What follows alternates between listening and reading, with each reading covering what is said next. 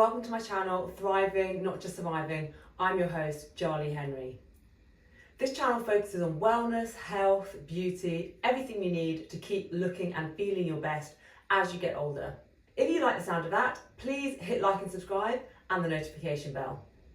Today, I want to give you the secret behind how I've stayed the same weight since my 20s and I'm now in my 40s.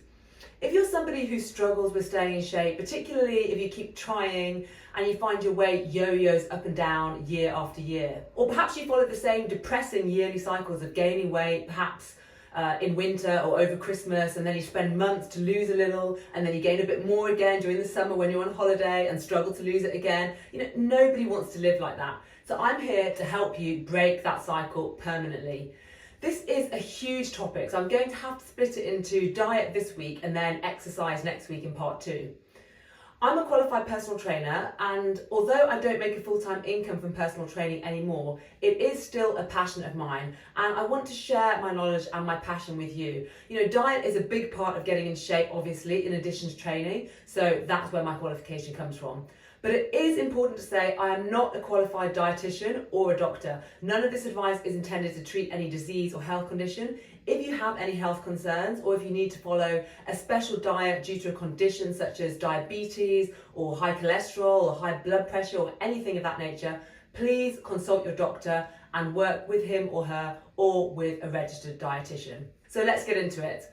Now, diet, I think, can sometimes be quite a controversial topic, especially these days. Some people swear by a vegan diet, others are carnivores and think it's healthiest to eat mostly meat. Then there's a keto diet, then there's paleo. There's just so much conflicting information, and there's just so many diets out there, too many to mention here. And I think the reason for this controversy is that basically we are all different. No two humans have exactly the same physiological makeup. And that means that while some people may thrive on a vegan diet, for example, others may get really depleted and unwell on that same diet. So for that reason, I'm going to keep it as simple as I can and give you general diet advice that will work for the majority of people, regardless of what specialist diet you may be on and regardless of which diet you may prefer. So tip number 1 is focus on getting good nutrition in first before taking the crap nutrition out. Now, I think this is really important because I see so many people obsessing over calories and trying to eliminate sugar and salt and carbs and oil when they are ignoring the elephant in the room. Their basic nutrition is not of a high enough standard. The body is a very intelligent machine. If you feel hungry, genuinely hungry, with your stomach rumbling, an empty stomach feeling, that is a sign that you're not giving your body adequate nutrition. If you focus on filling yourself up with good, healthy food first, you will be far less likely to reach for cookies and cakes after your meal. So tip number 2 is fill at least half your plate with vegetables and or salad. So on a typical meal, I often have 5 or 6 portions of vegetables and or fruit in one meal. And that's what the UK government says most people should aim to get in one day, which I think is not nearly enough. Now, if you don't believe me, here are a few photos of the last few meals I've eaten. You can see that half or more of the plate is piled high with veggies. Then after that meal, I normally have a piece of fruit as well, typically something like an orange or an apple, sometimes some grapes, maybe even a banana. The thing is, veggies fill you up because they are full of fibre. They are packed full of micronutrients that have powerful anti-aging and antioxidant effects. They also provide food for the good gut bacteria, which, the good bacteria which lives in your gut, and that prevents the bad bacteria from growing. That keeps things like irritable bowel syndrome, IBS, at bay. It also gives you great skin. Veggies are full of water as well, and this actually adds to the water you drink daily in helping to keep your whole system function more efficiently. Now, I can already hear some of you moaning, but vegetables taste so boring. So if you think that, you are cooking them wrong. You need to look online for how to saute and grill vegetables, particularly how the Italians do them. They are master chefs when it comes to making vegetables taste great. Also, many Asian recipes where they stir fry.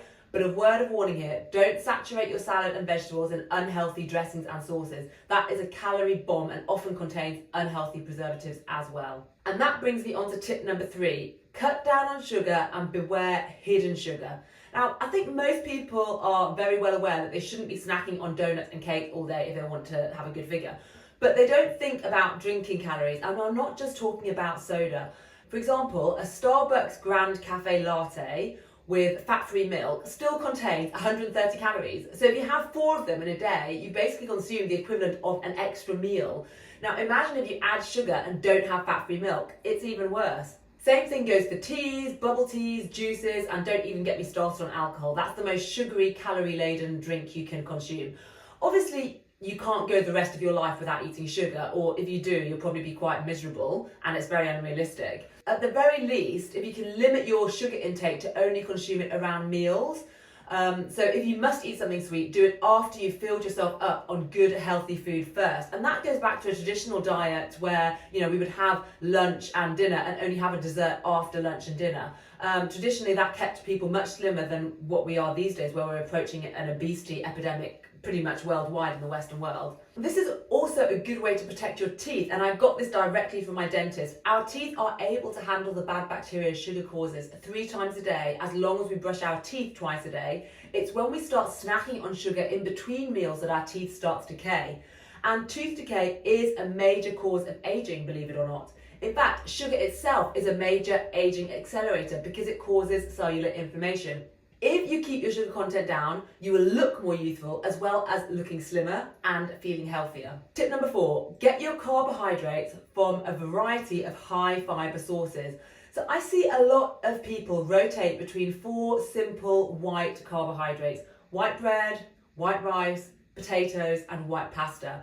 It makes me feel so very, very sad.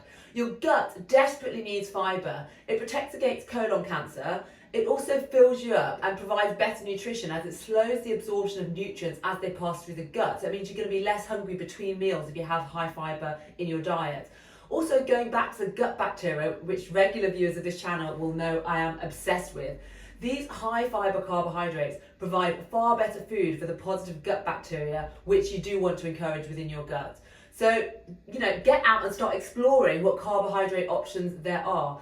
Just to name a few, you have barley, quinoa, millet, wholemeal spelt, pasta, sweet potatoes, yams, parsnips, couscous, brown rice, wild rice, red rice, rye bread, sourdough bread. There are so many different varieties of good quality, high fibre carbs out there. So go and explore and get creative with your meals. Tip number 5, get your protein from a variety of animal and non-animal sources. Now, I know this will be different for you if you are a vegetarian or vegan, and I'm very respectful of that, but there is no excuse not to vary your protein sources even if you don't eat animal products.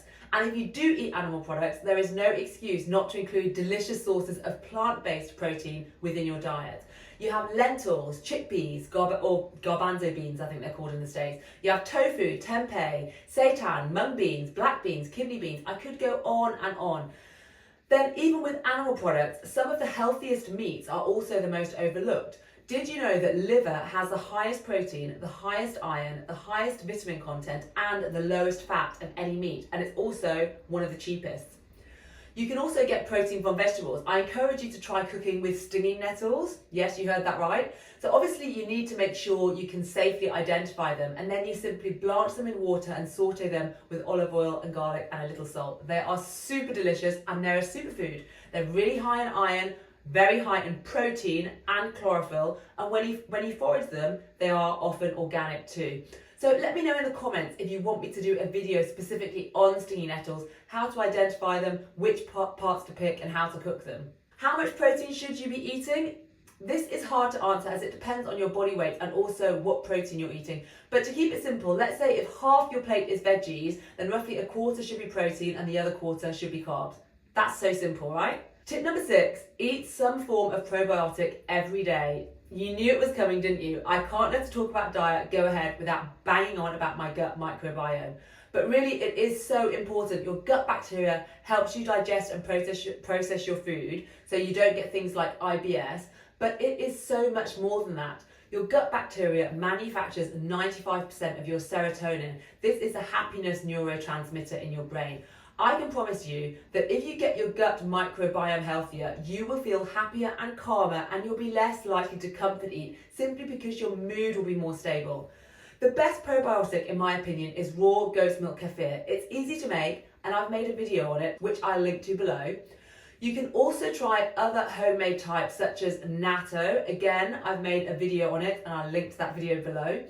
If you don't have time to make your own probiotics, you can buy sauerkraut or even yogurt, but it has to be non-pasteurized. Pasteurization kills all of the positive bacteria. And this is the problem with many of these store-bought yogurts that claim to be good for your gut. They are often not good for your gut. Firstly, because they are pasteurized, so all of the good bacteria has been eliminated. And secondly, because they have added sugar. Sugar is like one of the worst things for your gut, and as I said before, it encourages the proliferation of bad bacteria in your gut. So these yogurts, which are saying that they're healthy for your gut, but they have sugar and they're pasteurized, they're actually unhealthy for your gut. So you must eat your probiotic raw, unpasteurized, and without sugar. If you hate the taste of kefir or yogurt, for example, you can add a little pure fruit juice if you must, but please no sugar. Tip number 7, drink plenty of water. Our bodies cannot break down fat without water. We literally need the hydrogen and oxygen molecules present in water in order for our bodies to make the biochemical energy conversion that changes fat to energy. So if you're dieting and exercising without drinking enough water, your body won't be losing fat effectively. Drinking water might seem obvious and perhaps old news, but I wanted to highlight it here because I think there's been a lot of conflicting advice over the years which has, pardon the pun, muddied the water a little bit of exactly how important water is for our bodies to function properly. I could do a whole video on this alone, and I think I might do that. In fact, comment below if you're interested in me doing a video on water. A couple of decades ago, we were told to drink at least 2 litres of water a day. Then somewhere, maybe about 10 years ago, experts changed their minds and said, drink only when you're thirsty. Now, I honestly believe that is terrible advice for the simple reason that most people these days live so much in their heads and not really in their bodies. We've all become very good at ignoring our body's warning signals, and that applies to thirst too. This means you often don't realise you're thirsty until long after your body is dehydrated, especially in hot weather. I think it's best to keep a big bottle of water by your side at all times and just sip on it throughout the day. This means that if, for example, your bottle is 1 litre bottle of water and you filled it up twice and drunk it all, you know you've had at least 2 litres. Now, if you exercise during the day as well, which you should be, you may end up drinking more. 3 litres is normal for me, but if you've drunk at least 2 litres, you're doing pretty well. Tip number 8, eat real food, cut out ultra high processed crap. If you can't tell where your food came from, if you look at it and it looks like it was made in a factory, then it is ultra processed. Things like hot dogs and sweets are obvious contenders here, but there are also items that are less obvious. So did you know that sliced packaged bread is classified as ultra high processed? Yeah, true story. Did you also know that hot chocolate and spreads like Marmite and peanut butter and sauces like ketchup and mayonnaise also qualify as ultra high processed? Yeah, they do. So the thing about ultra-processed foods, the reason why they are so unhealthy is not so much that they are often high in sugar, salt and fat, although they are often high in those things. It's really more to do with the amount of additives, particularly preservatives in those foods. Preservatives kill your gut bacteria, but they kill the good gut bacteria and often leave the bad bacteria to flourish. This really messes up your whole system, and it's a reason why so many people are walking around with terrible digestive systems, terrible skin and terrible moods, because their gut bacteria has flourished, their bad gut bacteria has flourished because they're eating so much preservative-laden food, and their good gut bacteria is not given a chance. Bad gut bacteria can and does contribute towards skin conditions like dermatitis and eczema, in addition to messing up your digestion and making you gain weight and messing up your mood. These ultra-processed foods also tend to be more expensive, so really it's a lose-lose. Your body loses and your wallet loses. Cutting out processed crap is so important, I considered putting it first on the list. But really, each of the items on this list is equally as important, and you need to be following all of them if you really want to maintain a healthy weight year after year. And believe me, if you follow these tips, yo-yoing weight, obsessing over food will become a thing of the past. Your body will just effortlessly fall into a healthy weight and you'll finally be free of dieting. Imagine that, being free of dieting. Then once that happens, you can actually enjoy the odd slice of cake and dessert without feeling wrecked with guilt. Life will become so much more enjoyable in every way. I can tell you, the freedom a healthy diet gives is not something you can put a price on. Now, I know some of you might be saying, oh, it's easy for you, you've got good genes. No, I do not. A lot of my family are overweight. In fact, a lot of them are obese. I don't have good genes. I've got the kind of genes where I put on weight really easily, But the reason why I've stayed slim decade after decade is because I've managed my diet and I've exercised. It's as simple as that. Nothing whatsoever to do with my genes. All right, I'm going to stop there. There is loads more advice I could give. I could talk about portion sizes, I could talk about supplementation, I could talk about diet rest days and how to handle feast days such as Christmas and birthdays and weddings without piling on the pounds, but I don't want to overwhelm you with information. I honestly believe that if you're struggling with your weight and you commit to following these 8 steps, it will make all the difference. You really don't need to follow all of these crazy faddish diets that come out year after year. Just follow this good, simple, solid advice, and then once you've lost weight, please come back here and comment below so others can learn from your experience.